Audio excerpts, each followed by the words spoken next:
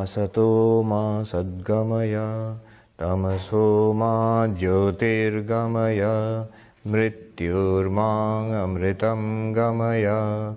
Om Shanti Shanti Shanti. Om, lead us from the unreal to the real, lead us from darkness unto light, lead us from death to immortality. Om, peace, peace, peace. Well, thank you everyone, especially Mataji and her team for having me here, organizing this beautiful retreat in this beautiful place. It's really, this place has spirit. And thank you all for joining. The text that we have selected, you have the book with you, Manisha Panchakam. So it's a text of Vedanta, of Advaita Vedanta. And most of us here, by the way, I was just speaking with Mangeshji, and I said, you don't get new people. They're all people I know. They're people from different Vedanta societies across the country here. So most of us here are veteran Vedantins. So we do know what Vedanta is about. But still, once in a while, it's good to take a look, a retrospective look at what exactly is Vedanta. Recently I was in St. Louis, and revered Swami Chaitananandaji, he gave me this subject. He says once in a while he gives this subject to visiting Swamis. What is Vedanta? And he says it's been wonderful from 1971 onwards, when he's been in this country. He has heard the same subject again and again from different teachers, and new insights, new perspectives. So I thought, what am I going to say to a group of experienced Vedantins when you ask what is Vedanta? And what I did was, I asked myself this question 7 times. I later counted. Ask, what is Vedanta? Give an answer. Ask yourself again, what is Vedanta? Give a different answer. And again, a different answer. I'm not going to go through that, but do look it up. Do look up that particular talk. It's on the Vedanta Society of St. Louis YouTube channel, also on our Vedanta Society of New York YouTube channel. What is Vedanta? One way of understanding Vedanta is to understand what it is not. Now, and there's a very comprehensive way of looking at Vedanta, and we'll speak about that later. But often it's useful to drill down to the core of Advaita Vedanta. And to drill down to the core of Advaita Vedanta, you can ask, what is it not? You see, spiritual life, it depends on how you set up the question. The answer that you'll get, it depends on how you set up the question. One way of looking at the problem of spiritual life is the way we are used to in the different religions of the world, especially the theistic religions of the world. God exists. We do not have faith in God, do not love God, do not worship God, do not surrender to God. That is the problem. And the solution would be to have faith, to have devotion and love and surrender. So this structure, this is easily recognizable as the bhakti approach, the devotional approach, the faith-based approach. It starts with faith.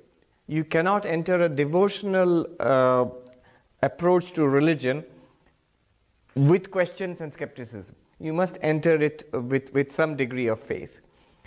That's one way of looking at it.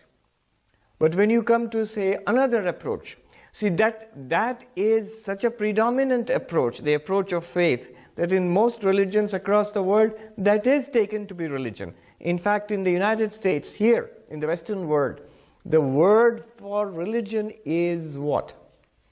Faith. Faith. And yet it's not an appropriate word.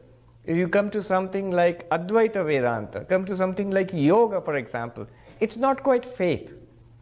So there are other paradigms of religion. There are other ways, entirely different ways of looking at spirituality.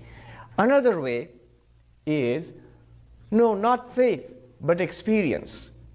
Swami Vivekananda, when he came here, one reason why his message was so powerful, he said to a world, to the Western world, which was used to thinking of religion as faith, as believing in something, he said, it is not believing in something. Religion is not believing, it's realization. Religion is realization. Religion is experience. If there is a God, I must see God. If I have an immortal soul, I must feel it. So he is speaking of the language of experience. What kind of experience? The yogi tells you, the Patanjali yogi, the yogi tells you that not faith, but here are a certain set of psychophysical exercises which if you go through, if you pursue it, you will actually experience for yourself the truth of these claims. So you will actually see, within quotes, that there is some truth to the claim about God or an immortal soul, that we are not the body and mind. This will be revealed to you in experience. So that's the language of experience. And that sort of became a paradigm for the New Age movement. In fact, the New Thought and the New Age movement actually experiencing it in life, not something just to believe in something, not just to assent to something. That's the language of experience. But even that is not Advaita Vedanta. Many people do not distinguish between the yogic approach, the experience approach, and Advaita Vedanta. Advaita Vedanta is something different. There is a third approach, and it's so subtle that people often do not distinguish between the yogic approach and the jnana approach or the Advaita approach. Jnana approach means the approach of knowledge, of insight. You see, what is the problem with the devotional approach, if you will? If you're going to find fault, if you're going to find problems, the problem will be it's difficult in this age of Christopher Hitchens and Richard Dawkins and Daniel Dennett and the militant atheists to have unshaken faith just like that. Some people are blessed with it, but often if it is attacked, the house of faith proves to be shaky. Under the hammer blows of modern criticism, of scientific criticism, of materialist reductionism, the whole apparatus, the structure of faith seems to be shaky and a little difficult to defend. Against that you can say, what about the yogic approach? You can actually experience these things. But there also you can attack it. Oh, you are having this, what is this experience you're speaking about in yoga? It is extraordinary experience, not this ordinary experience which we are having. It is mystical experience. You know, you have visions. The mystics of religions all over the world, they have had this experience. But the problem with that, if you're going to find fault, the problem with that is today a neuroscientist might say that, oh, no, you're not seeing God or you're not experiencing universal oneness. It's just a mild stroke on the left hemisphere of your brain or something, and that's why you are having these experiences. But it does not prove anything at all. You just feel like that, or you feel one with the universe, or you are having a vision of God or angels or light. We can have the same thing. If you take a particular drug, you can have the same experience. If you have a little blood clot in your brain, you can maybe have the same experience. So does it really prove you are one with the universe? Does it really prove that there is a universal spirit? No, it may not be so. So how do you answer that? There is this third approach, and now we are coming to what we are going to study, what we are going to investigate. This approach is experience, but it's a knowledge-based approach, not extraordinary experience, not faith. You are not asked to believe in anything in Advaita Vedanta. In fact, you must not. You must question and try to understand.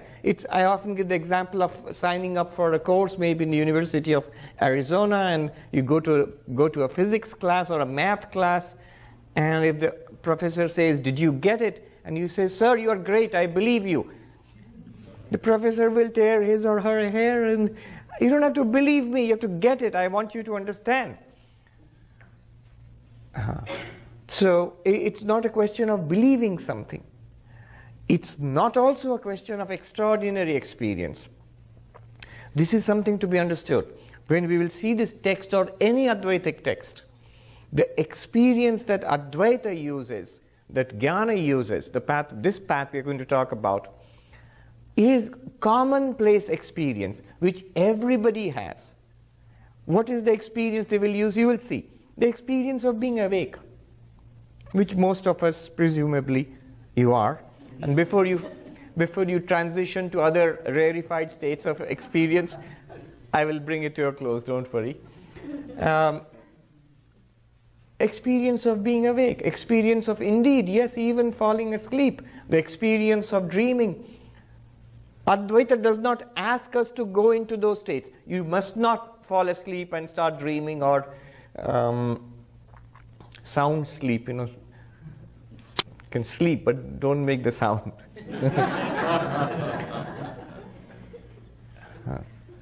So, common experience, the experience of being you're seeing, and there are things which you see. You're hearing right now, and you're hearing what I'm speaking. There's common experience of seeing and hearing and smelling and tasting and touching, of thinking. There's experience of waking, dreaming, deep sleep. There's experience of being embodied. So common experiences which all of us have. Just the experience of being a sentient, aware being. Just that experience. The most common experience everybody has. All of us share it. Then what does Advaita do? It takes that experience and then draws our attention to something which we did not see earlier. Sri Ramakrishna told this wonderful story. It will be good to keep in mind. It's really applicable to our situation. He said that this washerman, and that takes some explanation. In India, those who are from India, but those of us who are not from India, you will not know. There are still, a clothes washer is not a machine. It's a man, typically, who will come to your house and pick up your laundry and take it. Usually, the person will take it to a river bed, to the bank of a river, and then you don't want to see what he does to your expensive clothes. He washes them very, very thoroughly, but he gets it very clean. Now, this washerman, one of our Swamis, he was in the 1980s, 70s, 80s. He was saying he was alarmed. He went to India to our monastery, and he asked for a nail cutter. And he was telling us, the next day I got the nail cutter. What is the nail cutter? This rather fierce-looking character with a knife. He asked, "Oh, what do you want?" He's banging on my door early in the morning.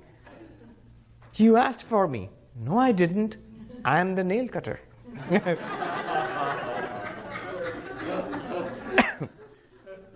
So just like that, the washerman, he takes your clothes and he washes them there. This washerman, he found a diamond, but he didn't know what it was.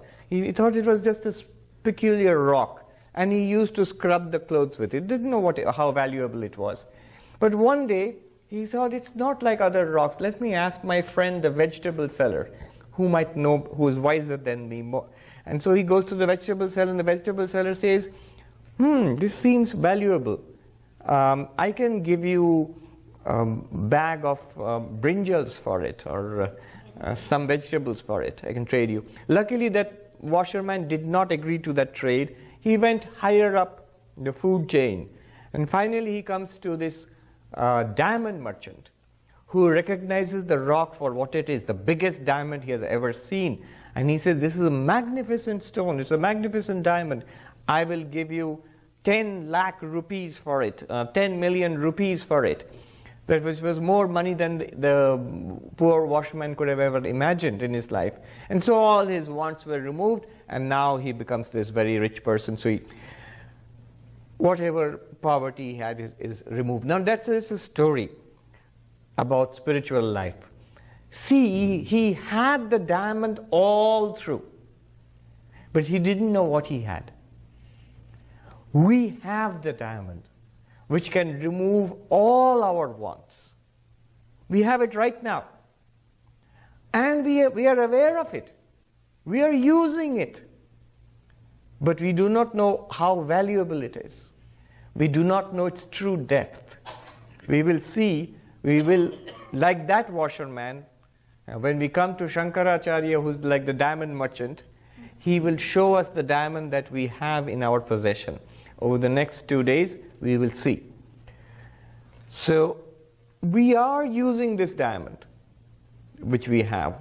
What is this diamond? We are using, how are we using it? Right now, we are using it to see me.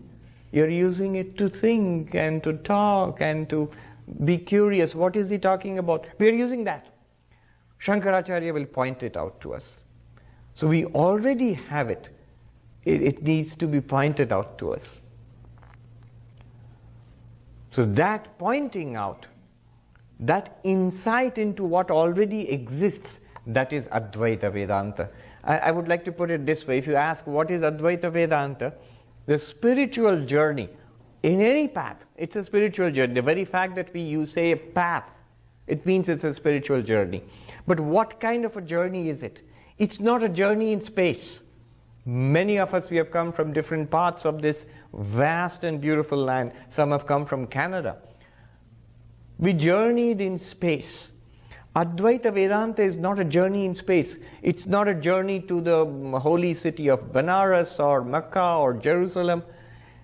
It's not a journey from here to heaven, to Vaikuntha, the abode of Vishnu, or to the pure land of the Buddha. It's not a journey from one place to another. Sometimes you see when you're coming across a big board, heaven is a place. Okay, which means this is not heaven. That is heaven. It's not a journey like that, not from one place to another. What Advaita Vedanta is going to talk about, what they're going to point out, is present right here. It's everywhere, it's right here. It's not a journey in time. Sometimes spiritual journey is put forward as a journey in time. Not now, but after the coming of the prophet or the Messiah or the avatar, after the coming of the next Kalki avatar. In Hinduism we have this avatar, in Christianity the coming of the of Jesus again, the second coming. Wait in time, or wait after death. Look at the words after. After means time. It's a time word. Advaita Vedanta is not a journey in time, that after something, after samadhi. You say, Swami, at least enlightenment, after enlightenment? Oh, no. Advaita Vedanta doesn't say it will happen to us after enlightenment. Enlightenment is only enlightenment. It reveals what already exists. We'll just see, oh, it was here all along, and I didn't see it. So it's not a journey in time, it's not a journey in space, it's not even a journey from yourself to something else. There is God and I will realize God, find God, see God. Not even that. It is you yourself, it is I myself, our own inner reality. Not from one place to another, not from one time to another time, not even from one object to, not even from yourself to something else. It's right here, right now, and it is ourselves. Then what is the path? What is the journey in Advaita Vedanta? It is a journey from ignorance to knowledge. Ajnana in Sanskrit means ignorance. Jnana means knowledge. from not knowing, not realizing, not seeing, to knowing, realizing, seeing. Now some of you looking puzzled. Remember, what I'm doing here is drilling down to the essential core of Advaita Vedanta. I'm not knocking or criticizing, what's the word used here? Dissing. Devotion or meditation, I'm not, or traditional religion, not at all. Not at all. All of them have their place, and we'll see what role they play. But we are taking a particular paradigm here. Let's just remember, for the next 2.5 days, we're trying to take the paradigm of Advaita Vedanta. There are advantages to this paradigm. If I want to advertise this, the advantages, one would be it's very direct. It points to something here and now and all the time. It is also, don't mistake me at all, but I must say it, it's also effortless. And now there is a lot of smiles around. But don't misunderstand me. There can be a lot of effort involved. There's a lot of effort at other things which are peripheral, which surround this spiritual quest. But the enlightenment which they speak about is effortless as you yourself are effortless. What work do you have to put to be yourself? You are yourself, whatever you do.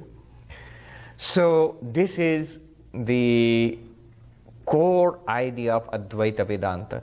What is the point of all of this? Advaita Vedanta, in common with all other spiritual paths, at least the Indian paradigm of spirituality, is to overcome suffering. Dukkha nivritti. Overcome suffering. The Buddha's quest, when he started off on his quest, is there is suffering. Is there a solution to suffering? Is there an escape from suffering?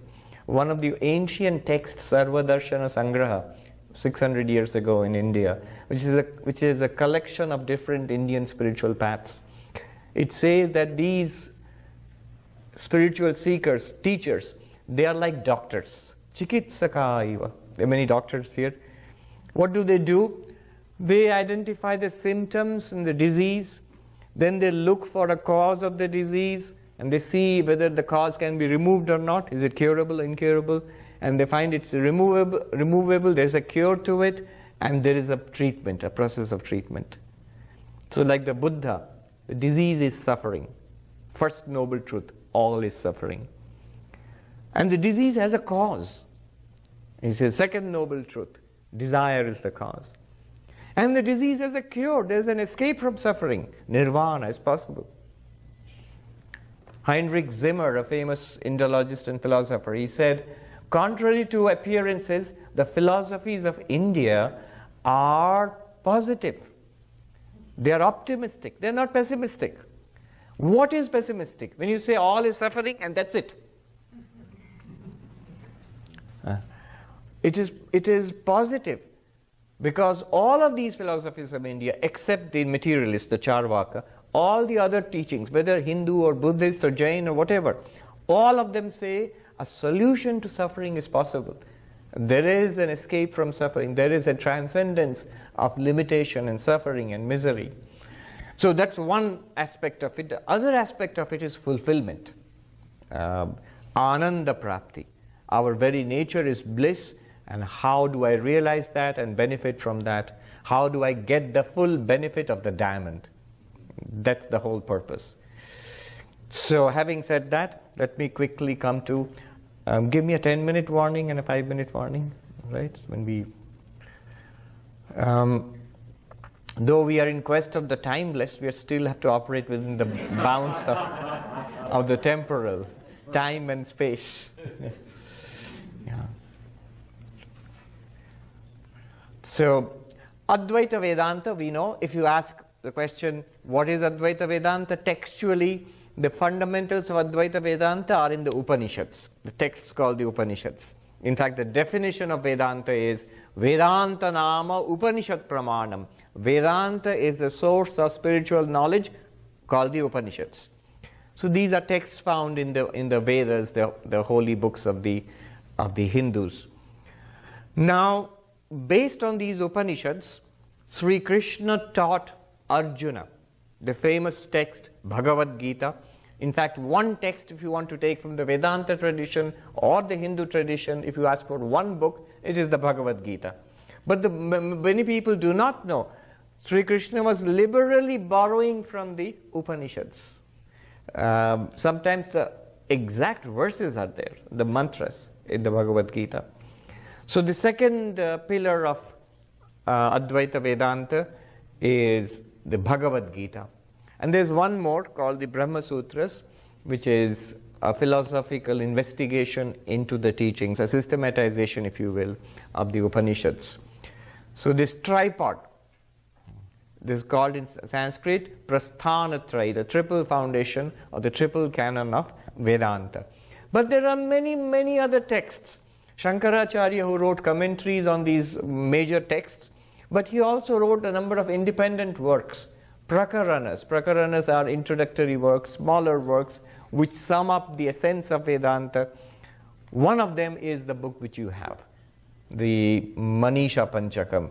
Very quickly, the background, the story, and then I will be done.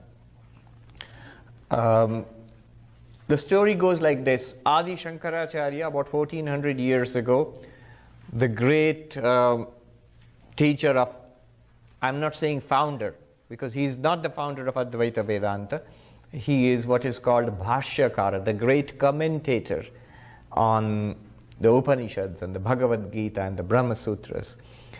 He, with a group of his disciples, was in the holy city of Banaras, Kashi, and after a holy dip in the holy river Ganga, he is walking down the narrow, and believe you me, they are narrow lanes of Banaras, when the road is blocked on the other side by a chandala, a member of one of the lowest castes. It was a very rigid caste system in India in those days. And so this person comes of fearsome aspect. He is tall and powerfully built with matted hair, grimy looking.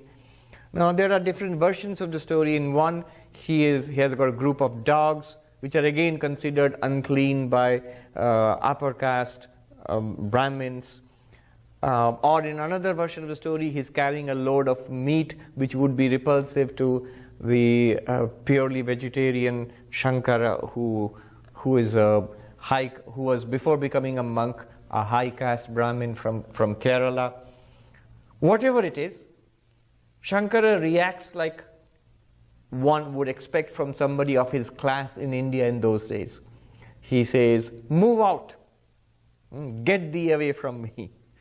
So move out, gacha in Sanskrit, gacha, away from me.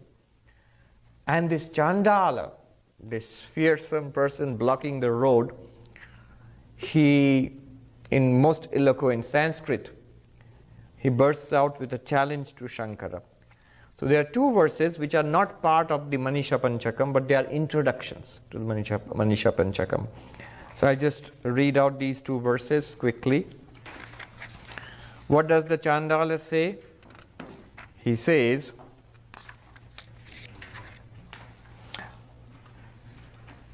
Annamayad annamayam athava chaitanyam eva chaitanya dvijavara duri kartum vanchasi kim bruhi gaccha gaccheti. O most noble of Brahmins. Though it's not quite appropriate to call Shankara that, because after becoming a monk you don't remain a Brahmin or a member of any other caste. But anyway, he does come from a Brahmin, and he is being very casteist by telling the Chandala to move away. So that in that sense it's appropriate to be challenged. He says, Dvijavara. Dvija, the word Dvija means twice born. Born again. Yeah, I saw this cartoon, born again Christian. So born again Christian confronts a Hindu and says, "I'm a born again Christian." And the Hindu looks puzzled and he says, "Yes, but I'm a born again and again and again and again and again."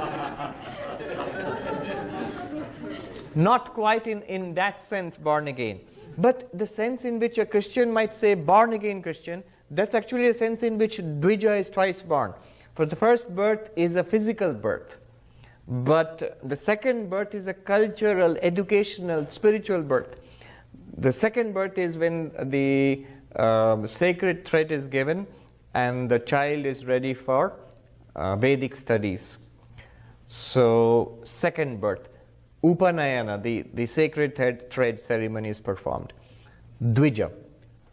And when the child studies the Vedas and becomes a master of this sacred lore, this person is called Vipra. Same. The word Dvija, Vipra and Brahmin, they all mean the same thing, but there are shades of difference. Dvija, the Sanskrit word, literally means twice born.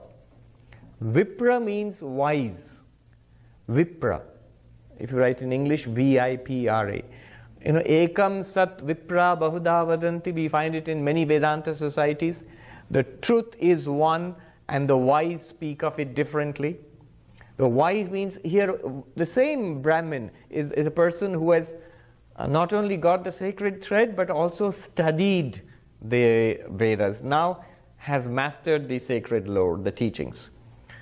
And the same Brahmin, when the person gets enlightenment, realizes one's nature as Brahman. So the real meaning, the essential meaning, the highest meaning of Brahmin is a person who has got Brahma Jnana, has become enlightened. Normally we say Brahmin is a Brahmin by birth, by caste, but the real meaning is Brahmagya, the knower of Brahman. And that's how it's used in many of the Upanishads and in the Gita. So Brahmin, so three meanings, the same thing. Brahmin, when they get the sacred thread, Dvija, twice born. You're born into spiritual life or religious life. Finish your course of studies, Vipra, the wise. And finally, enlightened one, Brahmin, a true Brahmin. Anyway, so this Chandala challenges him.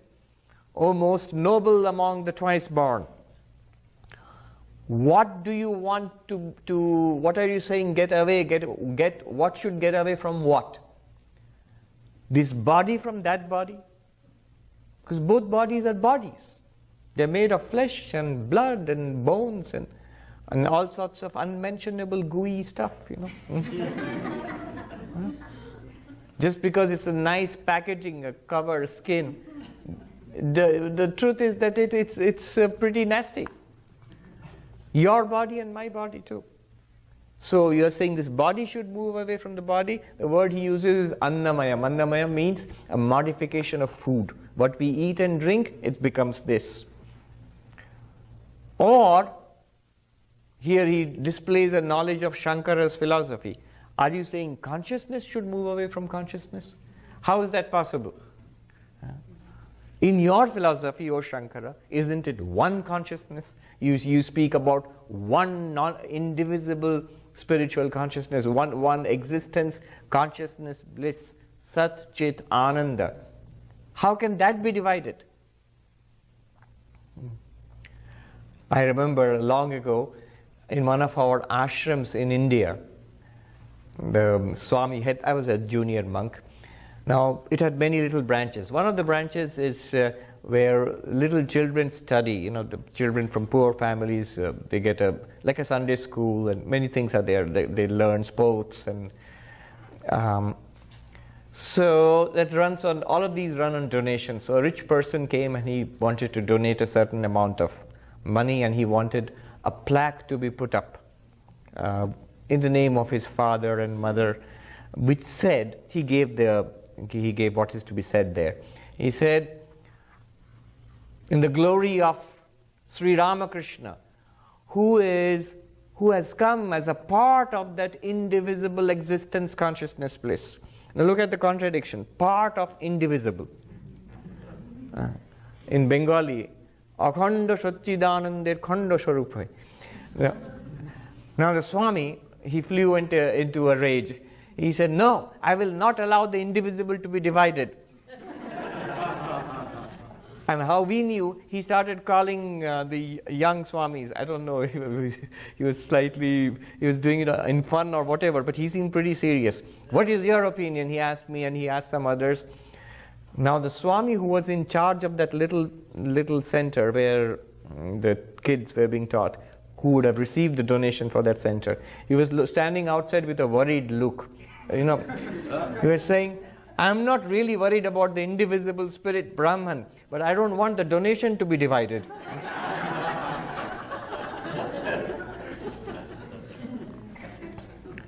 How can consciousness move away from consciousness? How are we doing for time? We got time. And then he goes on. So what are you saying? King bruhi gaccha gaccha iti. What are you saying that move away, move away? And then you can imagine Shankara and his disciples, they stand stunned to be confronted with this philosophical challenge from the most unexpected source. And then the chandala, he expounds further. The next verse is pretty deep. But this is not part of the Manisha Panchakam itself, but this is the introduction. Kim gangambuni bimbite ambaramano chandala vati paya purevantaramasti kanchana ghati mritkumbhayorvambare pratyag vastuni nistaranga sahajananda avabodhambudhau viproyam swapachoyam ityapi mahan koyam vibheda brahma. Very technical, very deep. In fact, all of Advaita Vedanta is poured into it and showing Shankara that he knows Shankara's philosophy backwards and forwards. And he says that infinite ocean, limitless ocean, ocean of what? Not of water. Ananda avabodha. Avabodha means consciousness. Literally it means understanding, but consciousness, awareness. And ananda, blissful awareness, bliss and awareness, and limitless. And nistaranga, without waves. Ocean has waves. This is no waves. It's an unchanging, limitless expanse of consciousness and bliss. Oh really? How nice. Where is that? Pratyag vastu. It's inside you. It is you, the inner self. The one which we experience as I, this one inside. Pratyag vastu. In that inner existence, in inner being, our inner being, which is like an infinite expanse of a waveless ocean of consciousness and bliss. What difference is there between a noble Brahmin like you and a chandala like me? The literal word here is shwapacha, dog eater. So that person would be looked down in India and America also, because nobody loves the dogs more than, especially in Manhattan, I see everybody. So, but like a chandala like me and a high class Brahmin like you, what difference is there from that perspective? Koyam vibheda brahma. Not only is difference is there, where is this delusion of difference coming in you? Then he gives two examples.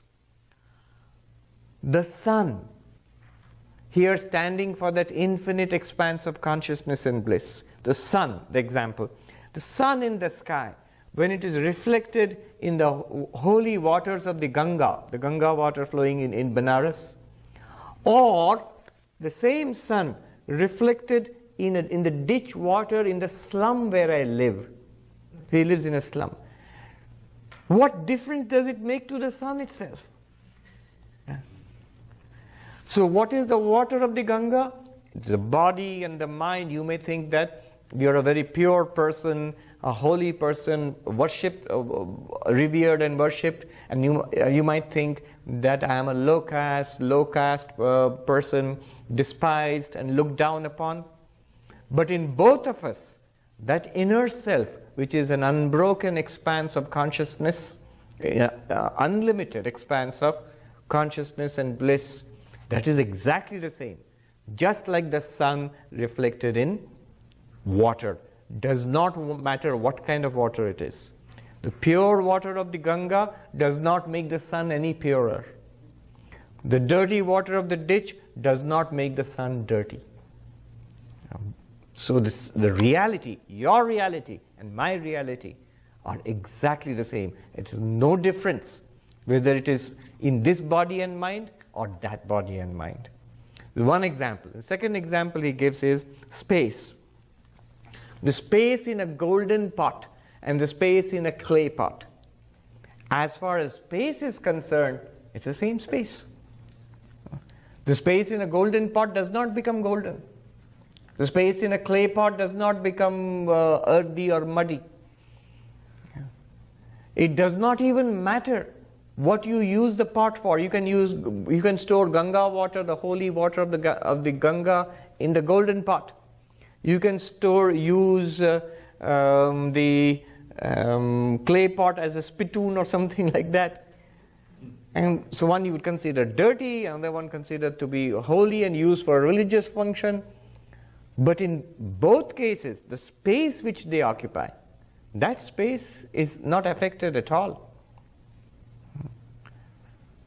Space in the pot, but there is actually no space in the pot. The pot is in space.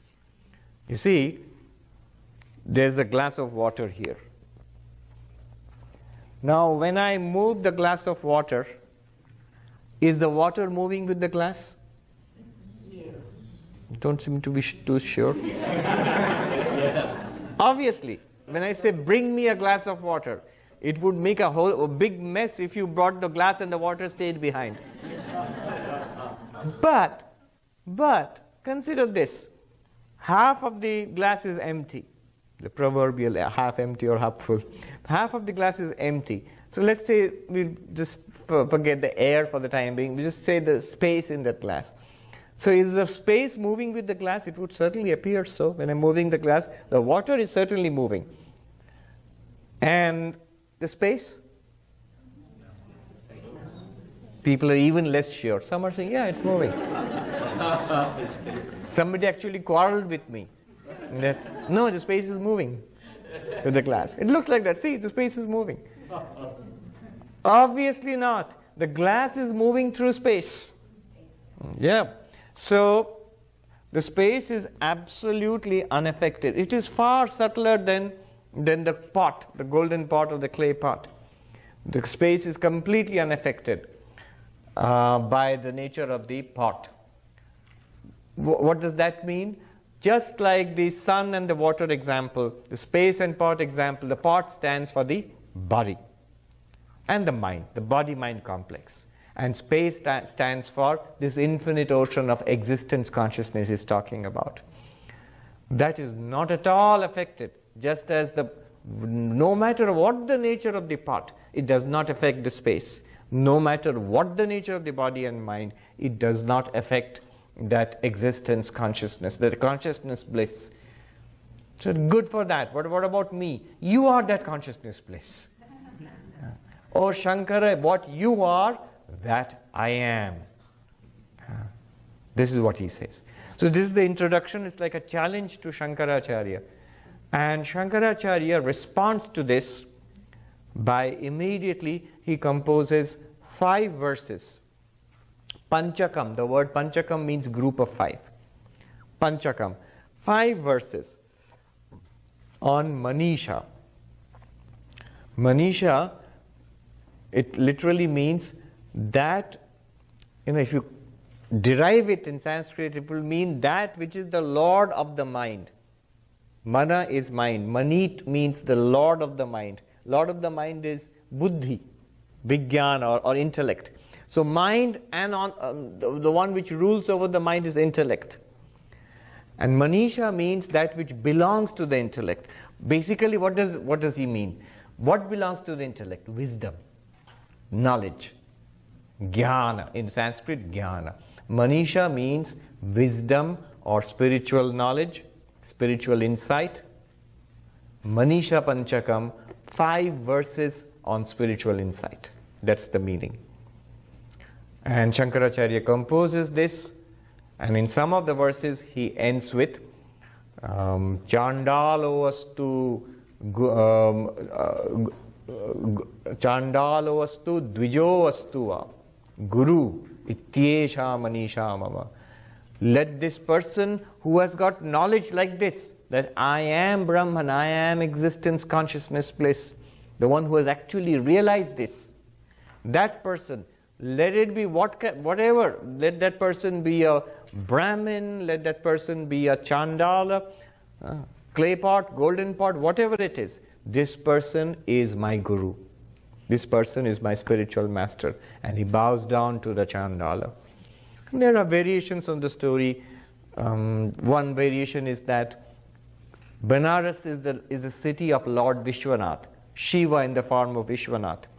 So Lord Vishwanath or Shiva has come in the form of the Chandala to teach Shankaracharya an application of Vedantic insight. How do you manifest it in life? Not just read about it, not just argue about it, but actually apply it, see the sameness, the same divinity everywhere.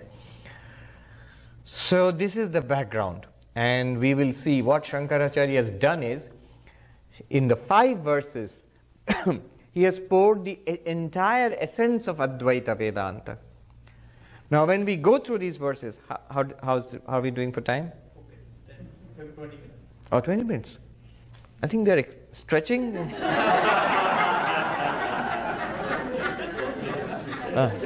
not space, it's time.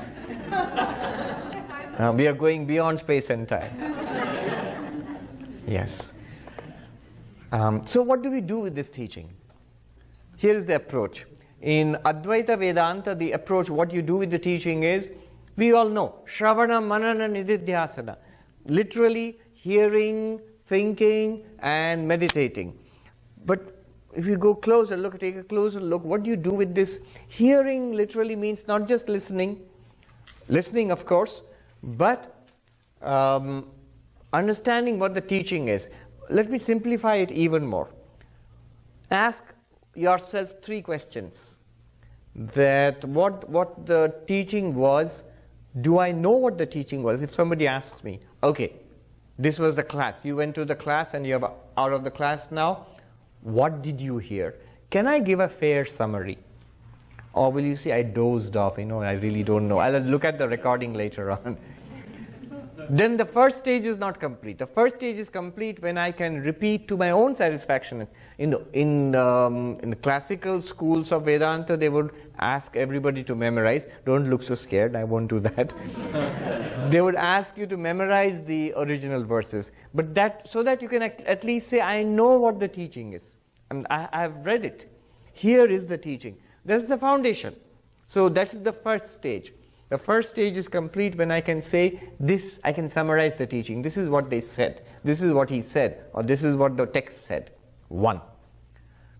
Then what's the problem? The problem comes next is, I know what you said, I know what the book says, but I don't get it. I have some problems. I have some questions.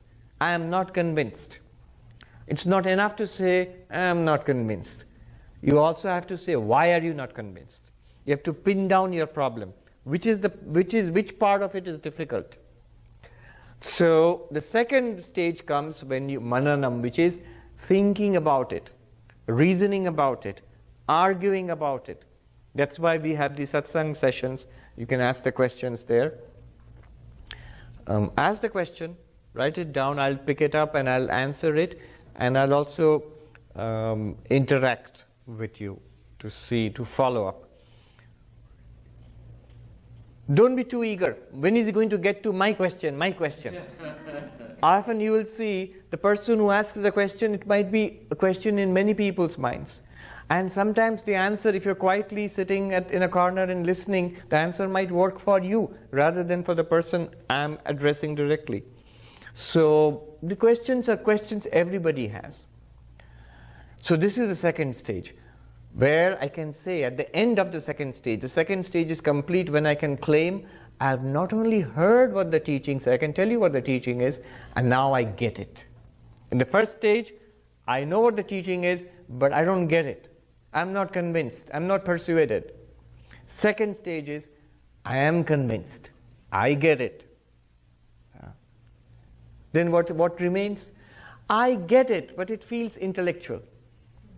I feel that I have learned a clever philosophy, but my life is not transformed. You claimed, you pushed this philosophy with the claim that my suffering would be transcended, that I would get peace and satisfaction, fulfillment. I haven't got that yet. I'll take you to consumer court. So that is the third stage, nididhyasana, where this problem that, technically it is called contrary tendencies. We'll come to that later. Viparita bhavana, that is contrary tendencies. That I know what the teaching is, I am convinced about it, but I don't see it in my life. How do you address that? That's the third stage. Third stage is this meditation, nididhyasana. We'll speak about it briefly. And after which I should be able to say, not only do I know the teaching, not only am I convinced about it, it's real for me. There's still something remaining to be done after that, but it's real for me. So these are the three stages. This is what we will do with the teachings. As we go through it, tomorrow and day after, listen carefully so that I can say, yeah, I know what you said, Swami. Second, I get what you said, Swami. Third, fact or theory. If it's not a fact yet, you have to tell me at which point it stops being a fact. So, Advaita Vedanta claims whatever is in this book, no matter how incredible it might sound, it's a fact right now. It's a fact right now. So if you say that, no, it's not a fact yet for me, I understand it up to this point, but that remains. I have to be enlightened, I have to get samadhi, I have to get this mystical experience, and then it will be. But remember, I said it's not a journey in time. If it's there, all of it, what they claim, it must be here and true for all of us right now. All of it is a fact, just now. So where does it stop being a fact? At which stage? You ask and we'll work it out. We'll see. Those are some of the best questions. Questions also are of three kinds. One is at the first stage, where I have to supply information. What is the teaching? The second stage, where it's argument. You have you have a problem with it. You raise it, and I'll try to answer and convince you. Persuasive. And the third stage is the most interesting, where you don't need information. You don't need persuading, but you want the teacher to make it real for you, so that the benefits start flowing immediately. And it's possible, actually. And that kind of question is the most valuable kind of question. So that's what we will do in the satsang sessions.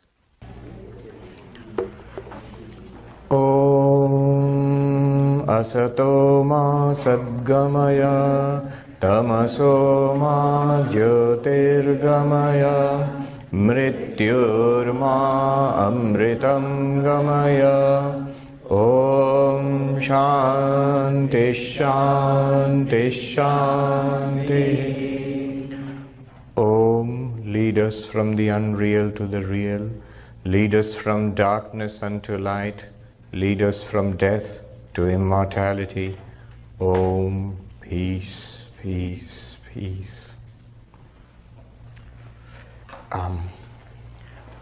Yes, please come. Oh, I was wondering, yes.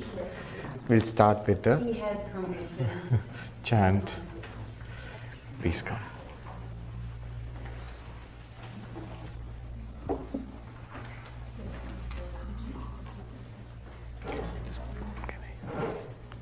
Can I use the board?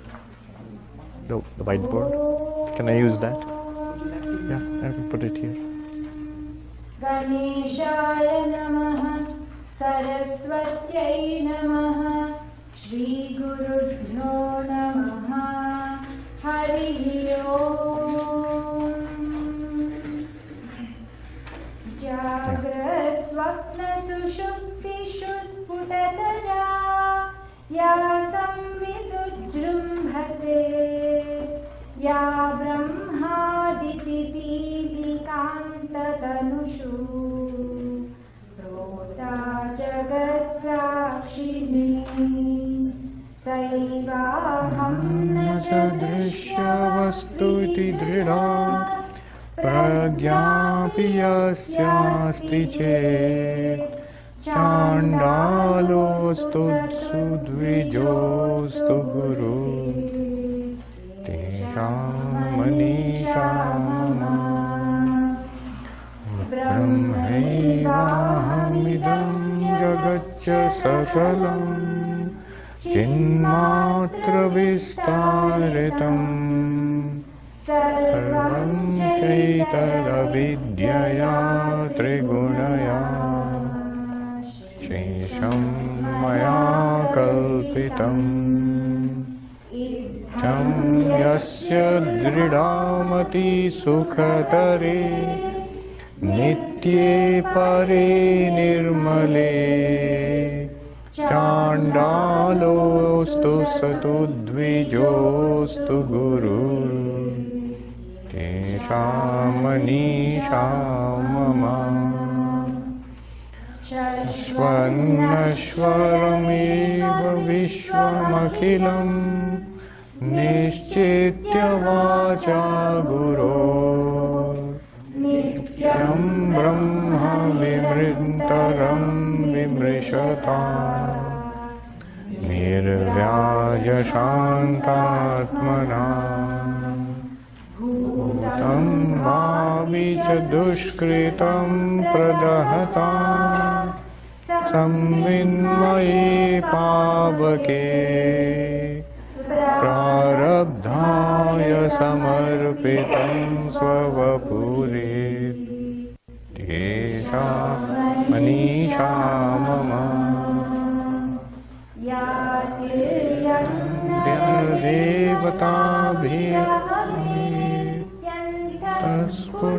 देवताभिस्फुटायते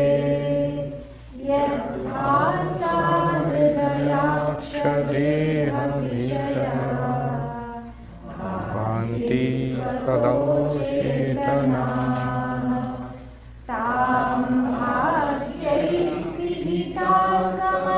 दलनिभां स्फूर्तिं सदा भावयन् योगी निर्वृतमानसो गुरुरे तेषां मनीषा मम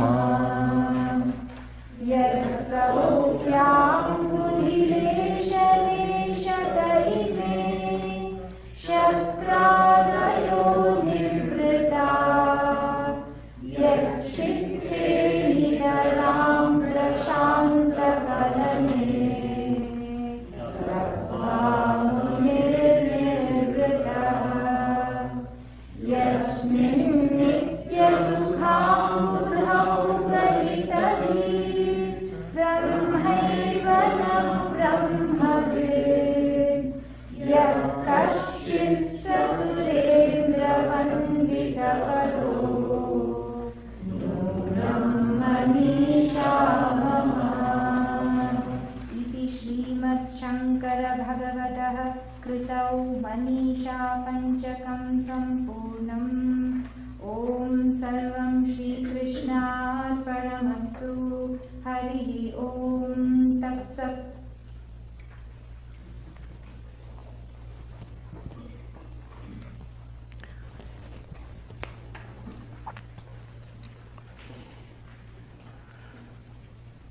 Advaita Vedanta is, in spite of its vast literature and ancient traditions, it's very easily summed up.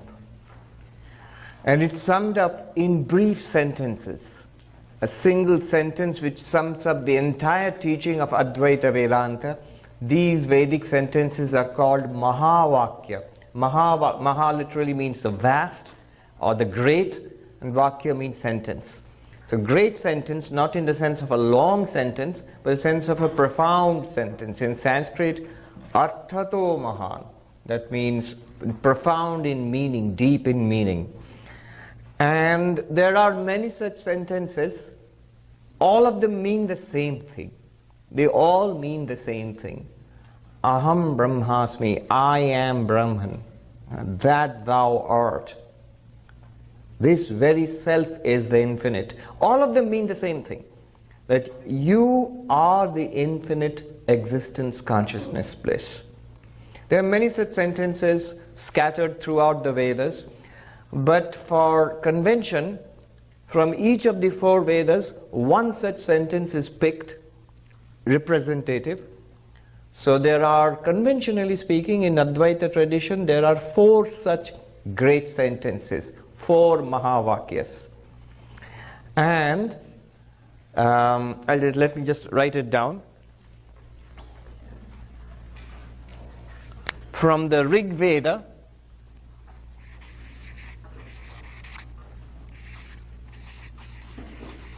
is this too small? A little bigger?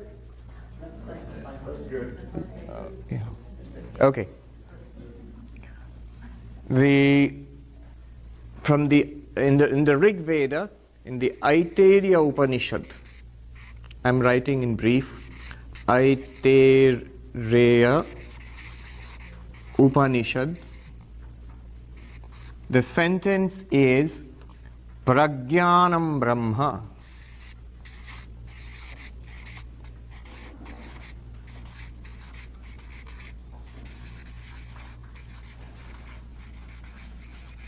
This is one Mahavakya. The sentence is Prajnanam Brahma. What does it mean? Consciousness is Brahman.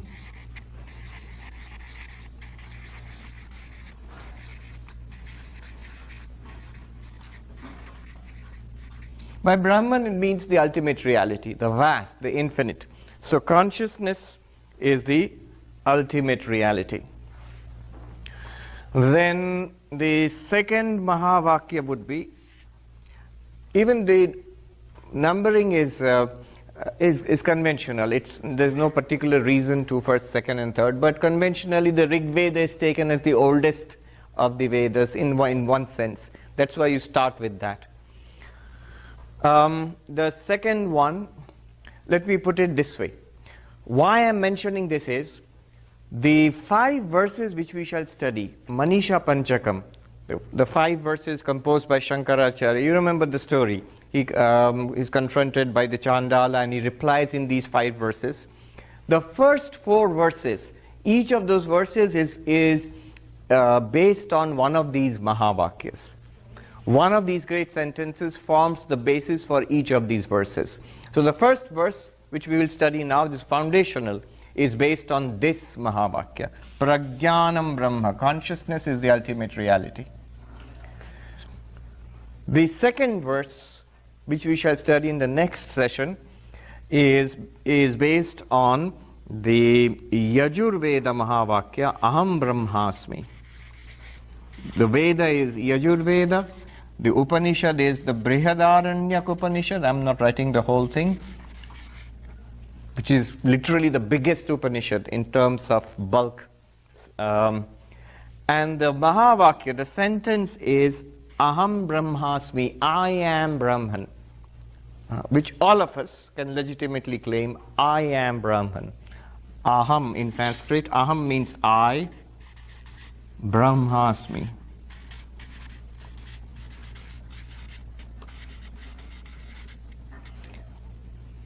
I am Brahman. The third verse, which we shall study again in the second session. Did I flip that too fast? I am Brahman. Aham Brahmasmi. That's from the Brihadaranyaka Upanishad. So this is the actual sentence. Aham Brahmasmi, I am Brahman. The beauty of these sentences is, if someone asks you, what's all this about? Just one sentence is enough. Any one of them.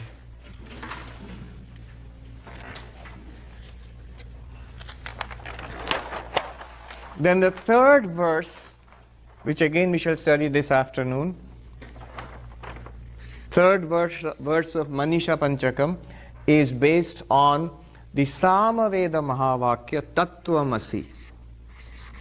Samaveda. And that's from the Chandogya Upanishad, 6th chapter. Chandogya Upanishad. This is the most famous Mahavakya. Tattvamasi, that thou art.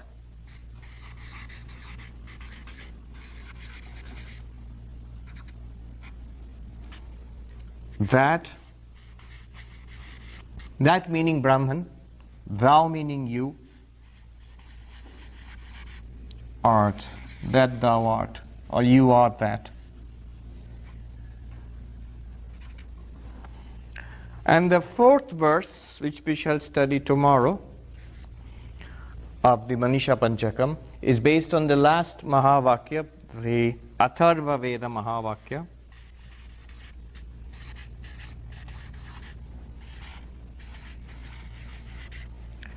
And it is from the Mandukya Upanishad, which happens to be the smallest of the Upanishads, the shortest. And the Mahavakya is Ayam Atma Brahma. Ayam Atma Brahma.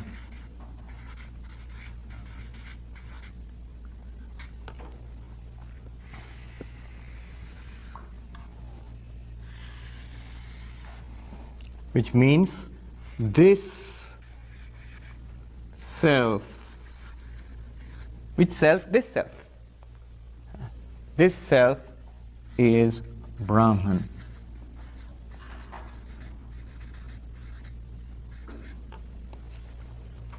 And they all, you can see, they mean the same thing.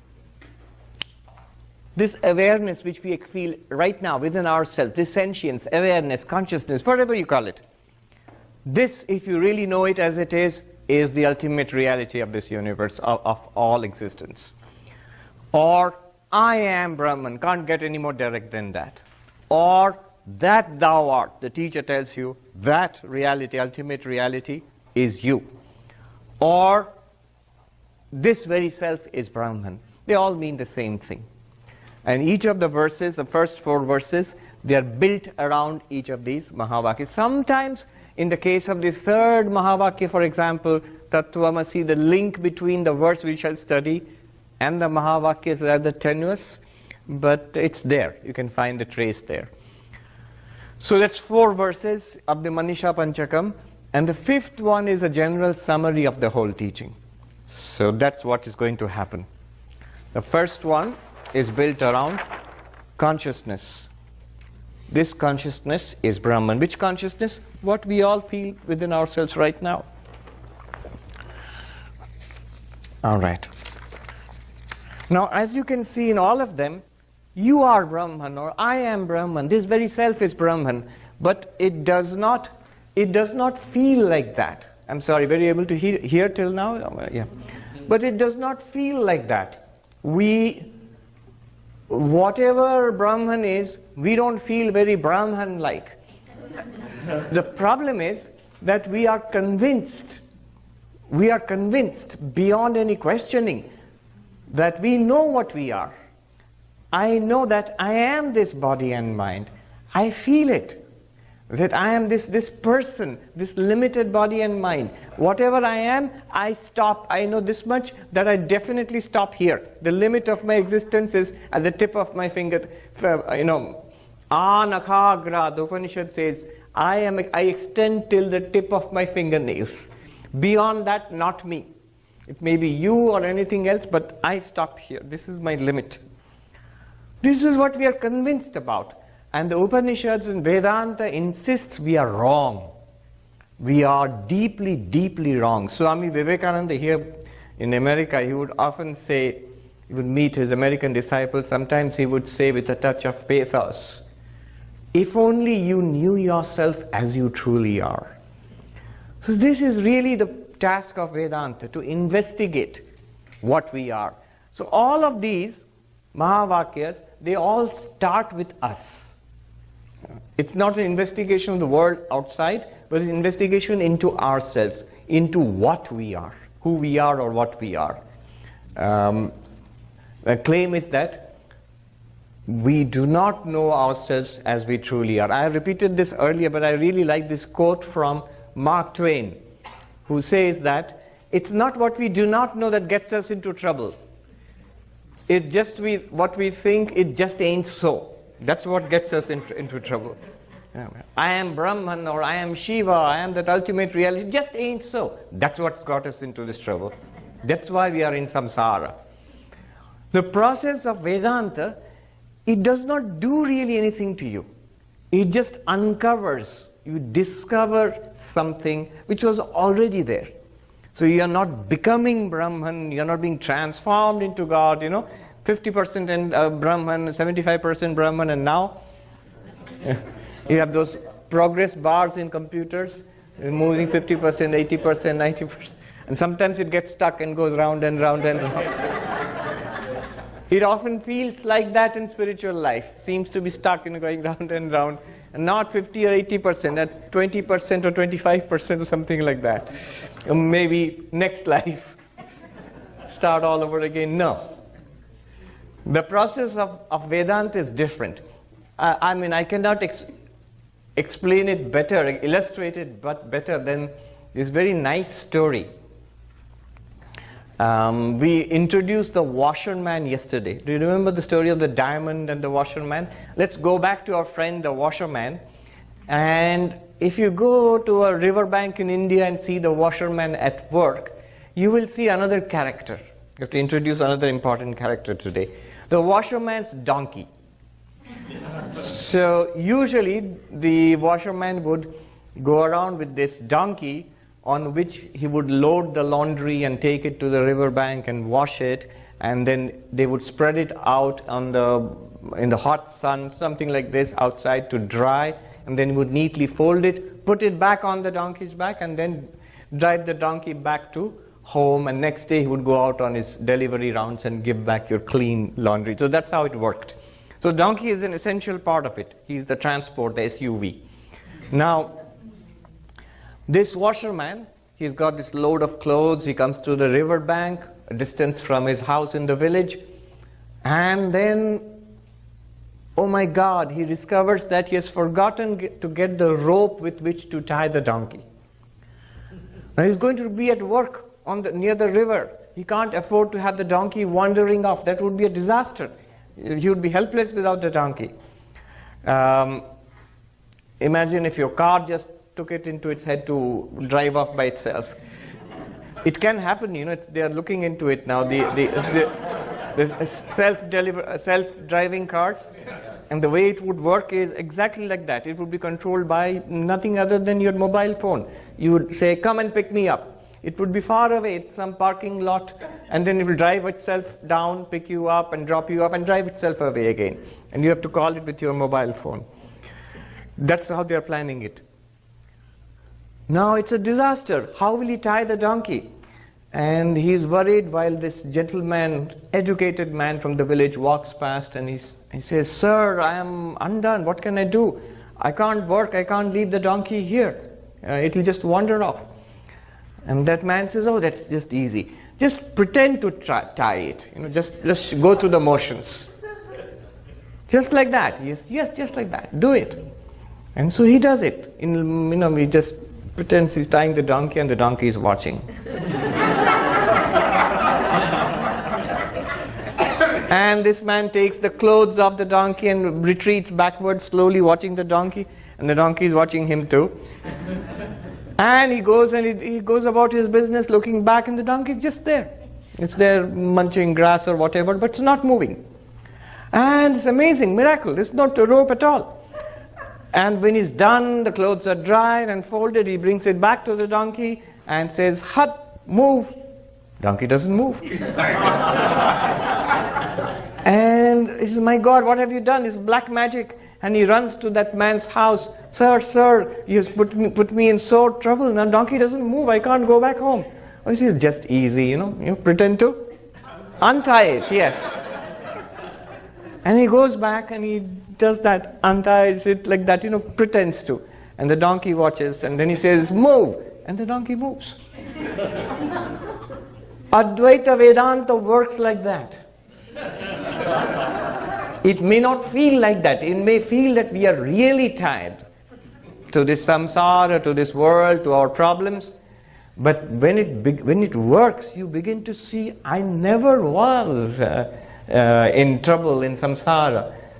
Swami Vivekananda's beautiful poem, Song of the Sannyasi. Thine only is the hand that holds the rope that drags thee on. All our suffering. Thine only is the hand that holds the rope that drags thee on. Then solution, let go thy hold, sannyasi bold. He's talking to a monk. Let go thy hold, sannyasi bold. Say Om Tat Sat Om. It's a very beautiful poem, but the difficulty is in letting go of the hold. We have such a death grip. How do you do that? That's what Vedanta teaches. Gently, it opens our grip, finger by finger, and so we let go. So the first verse of Manisha Panchakam is foundational.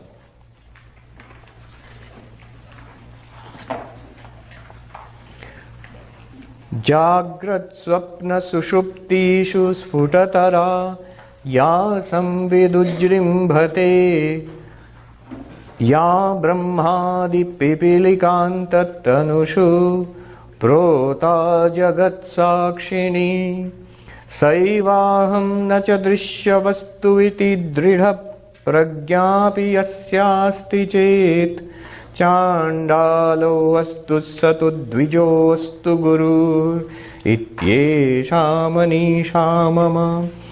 So what is it doing? An investigation into our experience, into our daily experience. First of all, talking about the very nature of consciousness. Note something. Our whole life is a series of experiences. A series of experiences. Just pay attention to, say, a very small set of experiences. Like, for example, here, look at the table and look at the book, and maybe look outside at a cactus or something like that. Now you saw three things, and each of these three things appeared to you, the consciousness. You can put it in this way. Each experience is different.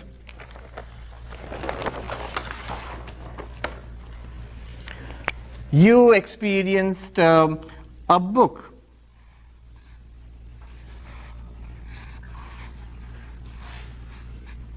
You experienced a table.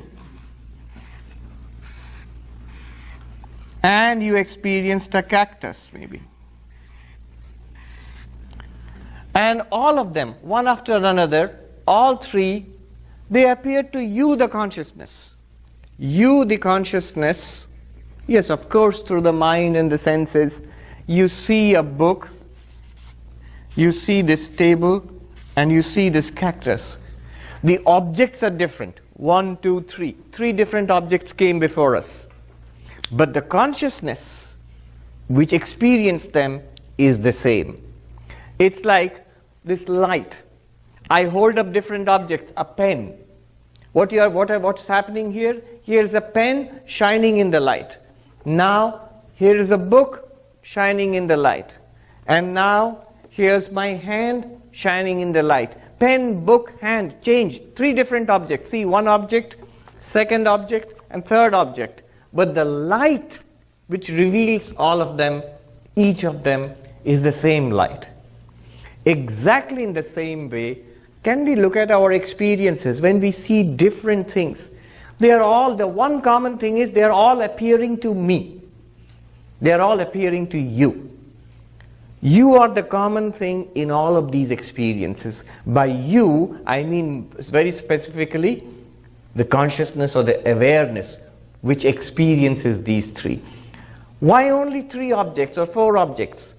Throughout the day we see hundreds and hundreds of objects. All objects, they appear to the same pair of eyes.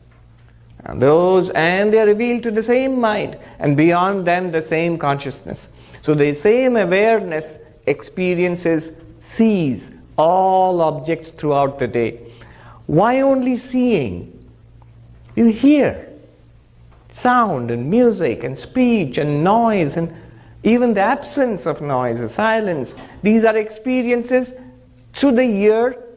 Inputs come and they are in the same awareness. That awareness which saw things, that awareness hears things. Sensations, touch, external and internal, smell, taste, all of the sense organs, they bring in inputs and dump it into the mind, and the mind is revealed, is illumined by the light of consciousness. Not a material light, but the light of awareness. That light of awareness does not change. Notice what is changing? The objects are changing. Your experiences, our experiences are all different from each other. Throughout the morning, throughout the day, throughout our lifetimes, we have a series of experiences. The moment you say series, it means the experiences are all different from each other. But how does one experience differ from the other experience? It differs because of the objects are different. The things which we experience are different. You saw a pen and a hand and a book. They are all different from each other and therefore different experience. But the awareness does not change. It seems to change.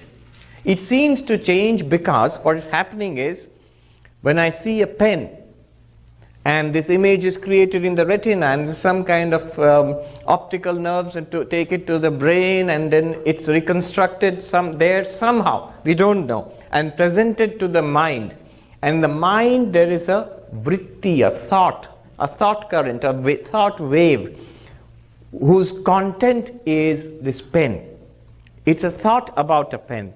And that thought is revealed by awareness.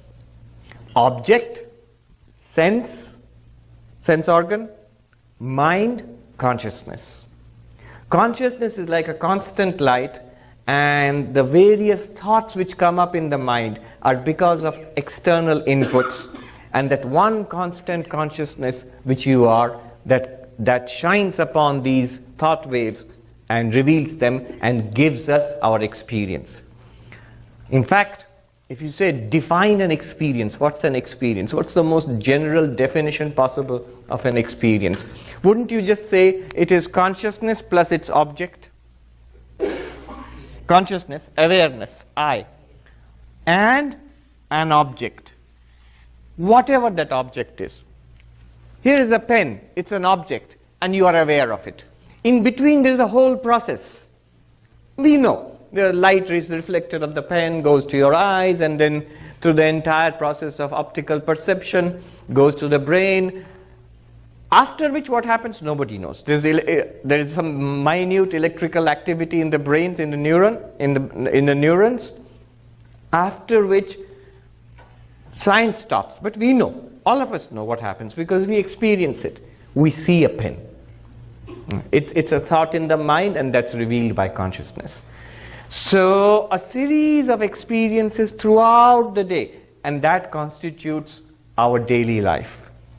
In fact, there is a beautiful verse in the Panchadashi, another Vedantic text written about 600 years ago. In the first chapter, Shabda Sparshadayo Vedya Vaichitra Jagare Prithak Tato Vibhakta Tat Samvid Aikarupyana Bhidyate. Beautiful, very precise verse. It says, all our experiences, they are of different sounds, shabdaha, sounds, touches, sparshaha, etc. Etc. means forms which we see, smells which we smell, taste, different perceptions. And not only that, go deeper, thoughts, desires, memories. So all of these, they come and go, they are all distinct from each other. They are all different from each other. They are different entities. But the consciousness, the word used is samvit, consciousness. The consciousness which illumines them, that does not differ. That is one and the same throughout. So it's like it's one constant light. Are you with me so far? Otherwise you can put a little chit in the basket there. Now what happens? At the end of the day we fall asleep, and this entire waking life shifts out of our experience, and a series of dreams takes its place. And in the dream we have a dream world. There are people, we experience people and places and events taking place. We are doing things are happening. It's a dream world, like a reconstruction, a virtual reconstruction of our waking world. But what Vedanta is interested in is not the contents of our dreams. Your therapist will be interested in the contents of your dreams. What Vedanta is interested in is what is experiencing a dream. And the answer is exactly the same consciousness which was experiencing the waking. Same consciousness illumines the dream. Yeah. It is true that dream, what's the difference between dream and waking from a Vedantic perspective? Waking is defined as when our sense organs come in contact with the external world. That is waking, and we experience that. When the sense organs shut down and the entire virtual world is created in the mind, which we understand only after waking up, that entire virtual world is created in the mind, that we call a dream in sleep. But the point they want to make is, in dream also the same consciousness continues. Same consciousness, unbroken, it continues. Thoughts change. The mind has different thoughts in it, different feelings in it. Even the personality changes. The person who is dreaming is actually sleeping on the bed. You're happily on your bed and asleep, and you forget all of that. Otherwise you cannot dream. And then you think maybe you're in Manhattan walking in Central Park, or somebody said Calgary, where it is 8 degrees Celsius and here it's 42. and you're walking there, the world has changed, the experience has changed. Even the body which you are using there, it's a different body which is dreamt up, because your waking body is actually sleeping on bed and you are walking in Calgary in some other body there. So those experiences are different, but the consciousness which experiences the dream, the claim is it is one and unbroken consciousness. And then what happens? You fall asleep. Deep sleep. So waking, dreaming, deep sleep. Now there it seems consciousness has stopped. It's like you're not aware anymore. But Vedanta claims that there isn't an absence of consciousness. Vedanta actually makes the claim that consciousness continues in deep sleep. In fact, one good way of appreciating what Vedanta means by consciousness is to look at the deep sleep experience, not fall asleep, in your waking state. Now, look back upon, consider the deep sleep experience and think in what sense is it an experience. If we can understand in what sense we can call deep sleep an experience, we'll begin to understand what Vedanta means by consciousness. Vedanta does not mean by consciousness thoughts, thinking, does not mean by consciousness feeling, does not mean by consciousness ideas and conceptualization. Because the difference between consciousness and the mind is not sharply defined in modern parlance. You see, when we generally talk about consciousness in our common, the way we talk, or even in consciousness studies, unfortunately the problem with modern consciousness studies is the difference between mind and consciousness is not appreciated. So what do we mean by consciousness? In our general Well, I am thinking, so it is conscious. I am seeing, speaking, and it is conscious, I am aware. But generally we mean the activities of the mind and the body and the senses, the conscious mind, body and senses. That's what we mean by consciousness. Vedanta makes a very clear distinction between consciousness and its objects. What's the distinction? Very simple. Once you know it, you can apply it. It's like a sharp knife, which you can apply it to distinguish consciousness from everything else. What is that? In your own experience, in our own experience, whatever we can classify as this, in your experience, whatever you can label as this, that's not consciousness, that's an object. That's an object. That which is not an object, that which you cannot call this, that is consciousness. It's very elegant. You try it in your experience. Can you look at this now? We can try. We're going to go straight into the heart of Vedanta in 3-4 steps right now. In your experience, it's one thing to understand it in conceptually, but actually another thing much more powerful to viscerally experience this thing. You can try it right now. Look at you. Most of us, we have pens, so you can just look at this one. Can you call it this pen? Yeah. Then this is not consciousness. Yeah. Right. So yeah, of course. What are you talking about? All right, we'll go slowly. The eyes with which you see this pen, can you call them these eyes or this eye or these eyes? Can you say that? Yeah. Yes. So this is not consciousness. Now we are closer home. Now not so cocksure anymore. This is not consciousness because I can call it this. Now the mind within, which is thinking, what is he saying? What is consciousness? It's a thought, right? Can you call it in your own mind? Experience it in your own mind. Can you call it this thought? Yeah. You say this is a happy thought, this is a depressing thought. So this, you can use the word this for the thought. Then the thought is not consciousness. What is experiencing that thought? Try introspect inside right now. What is experiencing that thought? You will find, if you try to do that beyond the thought, you will notice, if you do it yourself, you will find a blankness. You'll just find an absence of thought, a blankness. True or not? Yeah. Now, we are very close home.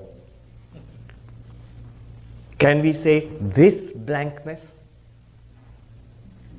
Yeah. If you can say this blankness, to whom or to what is it this blankness? You can't catch it. If you catch it, it becomes this. But to what is it this? That is itself not consciousness, but it points to the real consciousness, to what our real nature is. Let's try it even more viscerally, even more concrete. Just follow this. I'm going to ask you to locate yourself.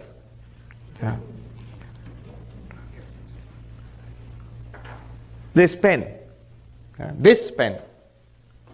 very close, we'll go step by step. This pen, okay, pen is here, you're looking at it? Oh.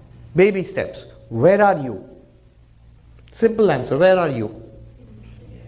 Where? Here, there you are. Okay, there you are. All right.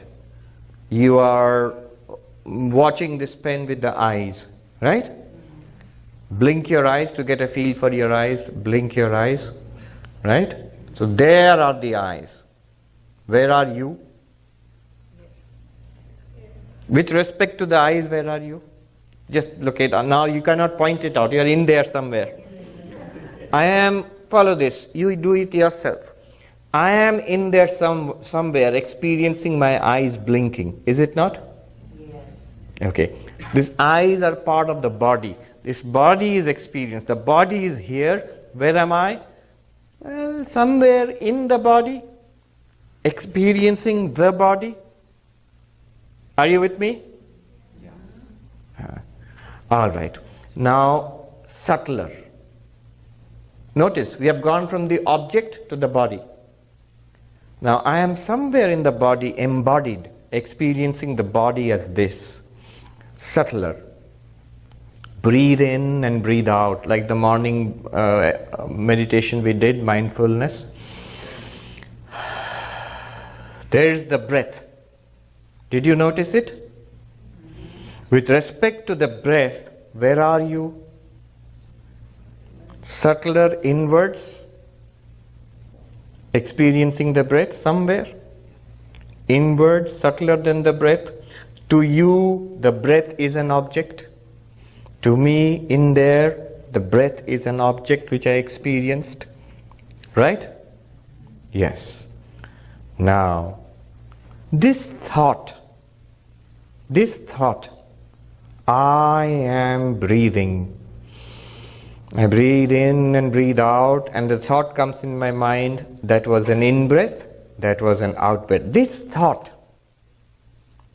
with respect to this thought, where am I? Where did I experience this thought from? Where did you experience this thought from? Somewhere inward, subtler than the thought? True or not? True. All right. Even subtler, even more inwards, this understanding that I am inwards and the thought is something that is an object which I experienced, this understanding, this knowledge, I am thinking, this kind of understanding, this is also an understanding. This is also an object which I am experiencing. With respect to this understanding, where am I? Experience that. First person experience. And beyond that understanding, if you push further back, that blankness, with respect to that blankness, where am I, the experiencer? All right, so when you are comfortable, just come back again, back to this world. What did we just do? Those who know Vedanta, we just did Panchakosha Viveka, the 5 sheets. The external world, the pen, fine. Then the first sheet, which sheet means, Vedanta says we are covered with 5 sheets. The real I, consciousness, is actually, it's as if it was covered by 5 sheets, as if. What are the 5 sheets? First, the body. Annamaya Kosha, yes, first the body. Go deeper. Pranamaya Kosha. Go deeper. The thoughts. Manomaya Kosha. The very understanding itself, which we are using right now. Vijnanamaya Kosha. Buddhi. Intellect, understanding. Push further, you will just come to a blankness. But even that blankness is a very subtle point. Even the blankness is experienced as an object. True or not? If you say, Swami, and there is nothing more than that, it's just blank. But you experience blankness. What experience blankness? So as you turn inwards from that blankness, you can find no other object. If you can even grasp that the blankness is appearing to what? That one is not an object, that one you cannot call this. You cannot label it as this. What I'm trying to say here is,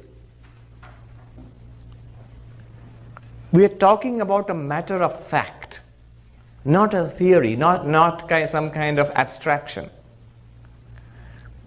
Let's take it at each stage. We think that, it's a matter of fact, but there's something to be enlightened about, to realize later on when I become a fully enlightened person, a Buddha. No. You can do that, but you can that will only be postponing it. And if you do not do that, who knows, we'll be enlightened right here in this session. You need not attend the other sessions too. This pen, which represents the whole world of objects, the material objects, is it a fact or not? I mean, you don't do Advaita on that, oh, it's an appearance, it's Maya and all. No, don't do that. Just now, would you call it a fact? Yes. And this hall that you are sitting here on the chair, would you call it a fact? Yes. Then come back to the body. This body, would you call it a fact or theory? Fact. And the breath? Fact or theory? Not all of you seem to be convinced. Very important to breathe. It's a good idea always to breathe. Fact. And the thought. Yeah, it's a fact. That thought, That thought was a fact, or is it theoretical? It's a fact. You thought it right now. Your introspection reveals it to you. And beyond that, the understanding. Buddhi. Fact. If you try to push beyond that, you come to a blankness, an absence. That's also a fact. You experience it. How can it not be a fact? And if you are experiencing all this, you must be the experiencer of it all. How can that be theory? How can you postpone that after I become enlightened, that will become a fact? Right now, it's just a theory. No, it's as much a fact, in fact, more of a fact than everything else that you experience. Starting from the pen, to the body, to the breath, to the mind, to the intellect, to the blankness beyond the intellect, all are appearing, changing and disappearing in the light of you, the consciousness. That is what we mean by consciousness. And that continues in waking, and in dreaming, and in deep sleep. What is deep sleep? Why deep sleep is an important fact? It's because deep sleep can be taken as an example, as a counter-example. That there is no consciousness in deep sleep. No. Vedanta says that deep sleep is not an absence of experience. It's an experience of absence. It's still an experience. Vedanta says that when we wake up from deep sleep, we have there's a universal experience. I slept happily. I did not know anything.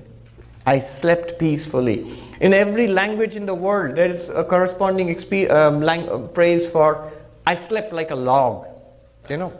Deep sleep. In Bengali, we have ghumiye kada, which means I slept like mud.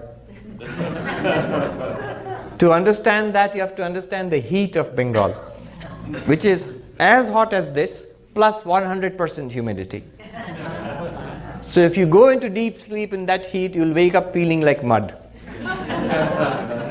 So that's where but deep sleep, we have this in every language in the world. And if we have a language, if we are reporting it, it must be an experience. And yet, remember, it's how strange an experience is it? Because I don't experience the world in deep sleep. I don't experience the body in deep sleep. I don't even experience dreams in deep sleep. I don't even experience I in deep sleep. It's an experience of absence of everything, but still an experience. It's an experience like the blankness you experience now when you push beyond the intellect. If you try intensely to shut down all thoughts, it's not possible in the waking state, but for an instant or two it's possible. Now that is a kind of a prefiguration, a kind of example of deep sleep. So consciousness continues. Consciousness continues in the waking, illumining all your sense experiences. It continues in dream, illumining all the contents of your dreams. And it continues after dreams when the mind shuts down. Waking state, sense organs are functioning. Dream state, sense organs have shut down, but the mind continues to function. In deep sleep state, both sense organs and mind have shut down. But awareness continues. So all of this comes and goes, and after that again the waking state or the dream state comes up. So it's continuously cycles back and forth, and that is what we call one day. One day. That's the story of one day. Waking, dreaming, and deep sleep. The contents of which are various sense experiences, various dreams. Of course, when we are having sense experiences, we are also thinking and feeling and desiring and enjoying and suffering, and dreams and blankness. And again waking, again dreaming, again deep sleep. Now the Upanishads, the Manisha Panchakam says, in all our waking, Jagrat, Swapna, Sushuptishu, in our waking, dreaming and deep sleep, Sfutatara, clearly, unmistakably, Ya Samvid Ujrimbhate, that consciousness which clearly shines forth. Ujrimbhate means swells forth, expands forth, flashes forth. And the word used is samvit, consciousness. That consciousness which is shining on all our experiences. Remember, as not this consciousness. Anything that you can designate as this is an object to consciousness. But you are not any of those objects. You are this consciousness. So Swami, if you're careful, you'll say, didn't you make a little jump here? So you're saying that there's consciousness all throughout. But how do you say that I am that consciousness? The simple exercise which we did, what you can designate as this. The exercise, this pen. And I asked you, where are you? You'll say, I'm there. And here I am. This body, where are you? Somewhere in there. I am somewhere in there. This mind, or the breath, and then the mind, and then the intellect, and then the blankness, always further and further, deeper and subtler and inside. The word for inside in Sanskrit is pratyak. Pratyak is inward. You always feel I'm in there. Even when you think a thought, you don't feel I'm exterior to the thought. You feel the thought is exterior to me. I am shining on the thought. The thought is not shining on me. So this innermost consciousness, this is called samvit. And it is clear in waking and in dream and in deep sleep. Everything else comes and goes in the light of that consciousness. But that consciousness is constant. There are different words used for it. Chit in Sanskrit, consciousness. Chaitanya, consciousness. Samvit, consciousness. Or sometimes just Atma, the self, the innermost self. Pratyagatma, innermost self. Many words are used, but they all mean the same thing. Alright. This is one process which we use now. This is called the method of 3 states. Waking, dreaming, deep sleep. Avasthatraya vichara, an enquiry into the 3 states. This is found in the Upanishad called Mandukya Upanishad. It's the shortest of the Upanishads, just 12 mantras, most powerful of the Upanishads. It uses this unique method. Look at your own experience, daily experience of waking, dreaming, deep sleep, and it will reveal to you that quite apart from the waking world, quite apart from the dream world, quite apart from the darkness of deep sleep, you are one shining awareness. That's what you are. That awareness, in association with body and mind, appears as the waker and experiences the waking world right now. That awareness, in association with the thought construct called your dream body, the body in the dream, is a dreamer, experiences the dream world.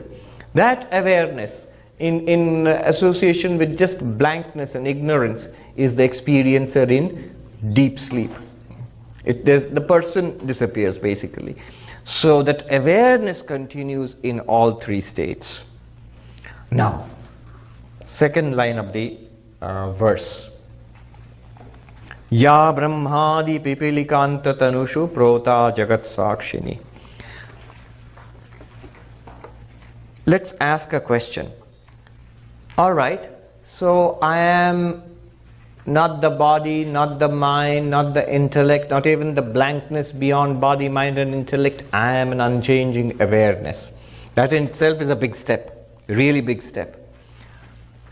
But how many such awarenesses are there? How many people are here attending the 75? So are there 75 plus 1, 76 awarenesses? It feels like that. How many bodies? 76. How many minds? Presumably 76, because our minds are different. Your knowledge, what you know is not what I know. Your personal story, which is in your mind, is different from my personal story, which is in this mind. So the minds are different, because the contents of the minds are different. The bodies are different. Are the awarenesses different too? Are we different awarenesses encased in physical bodies and subtle minds? Or is it one awareness? How would you know? If you feel, a preliminary answer would be yes, we are all different. So your awareness and mine would be different. If you feel that in each body and mind there is a separate pure consciousness, awareness, samvit, whatever you call it, then this is the Sankhyan position, the Sankhya philosophy. The Sankhya philosophy says that consciousness is separate in each body-mind. So each being is a separate consciousness. Pure consciousness, apart from body and mind, but separate. It's like so many lights. These are all different lights. And each light spreads out and illumines the entire room. But each light is different. The source is different. Like that, imagine separate lights. The philosopher Leibniz, we know him as a mathematician, calculus. His idea was something like this. Ultimately, he says each soul is a separate, he called it a monad. Monad. It's very, very much like the Sankhyan Purusha. So each soul is separate. And he gives a very evocative idea that imagine the night firmament. Here it's very spectacular in the desert here. The night sky with all those separate, sparkling, shining luminaries, the stars, forever separated from each other by the gulf of unimaginable darkness, space between them. So we are like that. Each of us is a shining point of consciousness, but forever separate from each other. That's a Sankhyan point of view. Advaita says one consciousness, shining through every body and mind. We are actually all one being, one existence, one consciousness, but appearing to be divided. In the Bhagavad Gita, Sri Krishna says,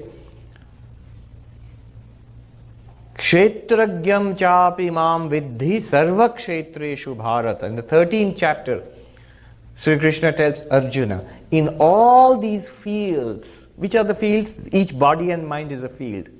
In all these fields, there is a knower of the field. What does he mean? You.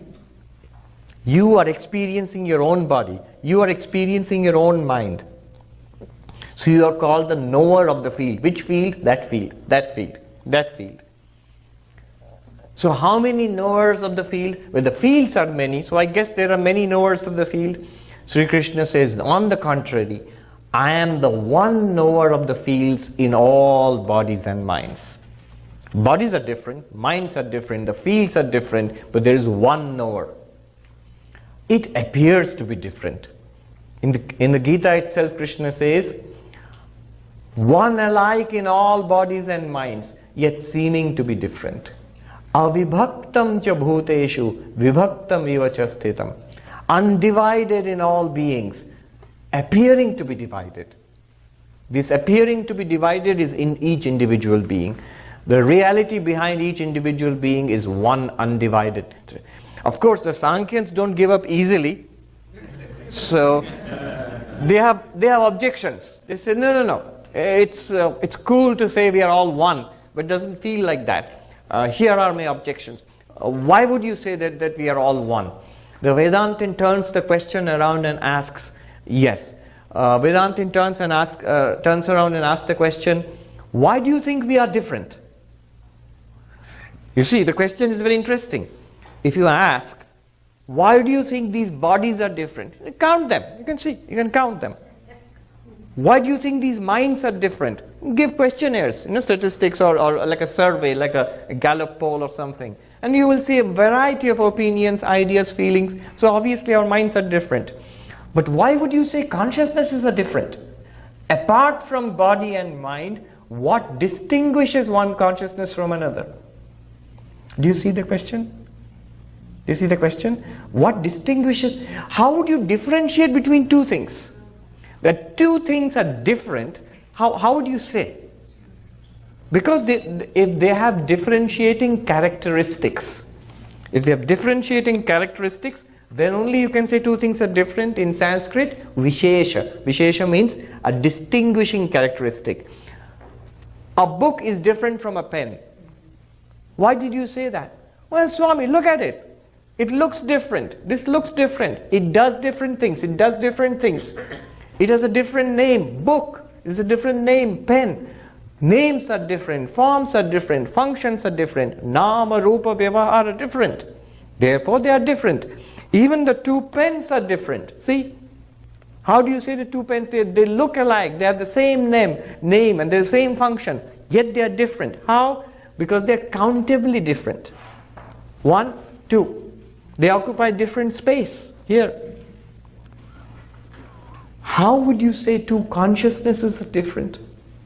How would you even begin to count? Well, Swami, it's very simple. There you are. There's your consciousness. Here I am. Here's my consciousness. But there and here, you're talking about the bodies. You will see every difference in consciousness that we point to is a difference in the body, or specifically the mind usually. We're confusing mind, thoughts, ideas with consciousness. Okay, just think about it that way. So what Shankara says here is, it is one consciousness. From the highest gods, from Brahma, not Brahman. Brahman is the ultimate reality. But the highest God, the creator God, Brahma. From the highest God in the highest heaven, down to the mere ant. And crawling around there. It is one consciousness. In all human beings, or in all animals, in all, even the gods in the heavens, in the tiniest creatures, everywhere one shining experience of consciousness. One immortal light shining through, in and through all beings. We are literally one, not in slogans. I mean, it's in universal brotherhood or sisterhood, that's just at the surface. Really, literally, we're identical. We are one being. The oneness exists at the most fundamental level of the universe. So, that consciousness which shining through the highest gods down to the tiniest creatures. Prota Jagat Sakshini. Prota means in and through. When you have a garland of gems, there is a string, there is in a necklace or a garland, there is a thread which runs through all the flowers or the gems. Like that, imagine consciousness running through all of us. One thread. Like a golden thread running through all of us. Preliminary understanding would be, if we say that the thread runs through the garland, through the flowers or the gems. But a deeper understanding would be all the gems are set on the thread. All the flowers are set on the thread. It is on this thread of consciousness that all bodies and minds are set. Jagat Sakshini, very beautiful term. The witness of the universe. Witness of the universe. You are the illuminer, you the consciousness are not just the illuminer of that body and mind. When I say you are the consciousness illumining that body and mind, by now we know enough to say that's a fact. You agree with me? That you are the knower. In that body and mind, you are the consciousness experiencing that body and mind. And through that body and mind, you are experiencing your world. Up to that much seems to be a direct fact. True or not? Are you with me? Now Shankara is saying that same consciousness is in all bodies and minds, in every creature in this universe, and is the experiencer of the entire universe. This experiencer of the entire universe is actually what is called God in Vedanta. Experiencer of one body and mind is called Jiva, individual sentient being. Experiencer of the entire universe in all bodies and minds is Ishvara, the Lord of the universe, which corresponds to the God of religion, the cosmic being. Saivaham na drishya vastu iti dridha prajnapi yasyasti chet. I am that one consciousness. Sa eva aham. Let me do this and I'll stop. Saivaham, this word means I am that. There is a book, I Am That, Nisargadatta. Very popular among non-dualists. Yes, I see people are immediately saying, yes, Nisargadatta. Very popular among non-dualists. This is Shankaracharya, 1400 years before Nisargadatta, saying, I am that. Sa actually. Saivam is sa. She. Not even he. Why she? Because the earlier word was Jagat Sakshini. The one consciousness. Ya, that one consciousness in the feminine, which is Jagat Sakshini. She eva alone. Aham, I. I am she. Literally it means I am she and only she. This Sa, this is God. This Aham, this is the individual, each of us. I. It means I, the individual. I, the individual, am that God. But in what sense? That God is nothing but consciousness, and I am nothing but consciousness. Not consciousness plus something else. I am consciousness and consciousness alone. And consciousness plus mind plus body. No, you are consciousness alone experiencing a mind and body. So, no, I am this mind and body. Then how can you exist in a dream? Question. If you say, I am irrevocably this mind and body, in a dream do you experience this body? No, you don't. And yet you, the awareness, you continue in a dream. So you continue without experiencing this body. Therefore the awareness can continue without this body, without experiencing this body. You are not irrevocably tied to this body. If you see what I mean. Saivaham. I, the individual being, experiencer of one body and mind, and she, that consciousness, experiencer of the entire universe. I am she. So I am Sa eva aham. I am that. Or I am she, literally here. Not an object. Not drishya vastu. Drishya means object of experience. Till now we have been thinking of ourselves as objects of experience. This body. The moment you say this, it's an object of experience. This mind, object of experience. This person, Sarvapriyananda, this is what I am. But you are saying this. It's an object. I am not an object of experience. Whoever has this solid conviction, unchanging, unwavering, beyond any doubt, dridha prajna, this conviction, this wisdom, Let that person be a chandala, a person from the lowest caste, like this man standing before me. Let that person be dvijovast, let that be the highest caste of noblest of Brahmins. That person, whatever the outer packaging, that person is my guru, my spiritual master. This is my conviction. Ityesha Manisha mama saeva guru. That one is my spiritual master, one who has this conviction. What is this conviction? I am not an object. Whether it's an object in a waking state, in the dream state, or a deep sleep, I am the one consciousness shining in all of them. Not only in this one body and mind, from the highest Brahma to the tiniest ant, through all bodies and all human beings, animals, gods, I am that one consciousness which is the witness of the universe. That one I am. This conviction, the person who has with great clarity, unshaking clarity, such a one, be it a chandala or be it a Brahmin, such a one is my spiritual master, my guru. So this is the foundation of Advaita, this insight. Let me stop here. Okay. Om Shanti Shanti Shanti Harihi Om Tat Sat Shri Ram Krishna Arpanamastu. Thank you.